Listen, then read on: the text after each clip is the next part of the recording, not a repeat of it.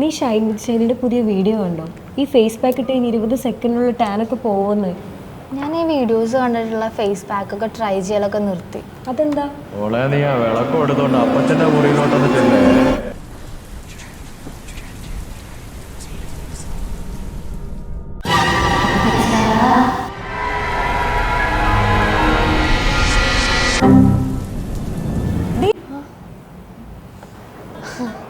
സ്കിന്നിന്റെ കാര്യത്തിലേ സ്വയം ഓരോന്ന് ചെയ്യാതെ എപ്പോഴും ഒരു എക്സ്പേർട്ട് ഒപ്പീനിയൻ എടുക്കണതായിരിക്കും നല്ലത്.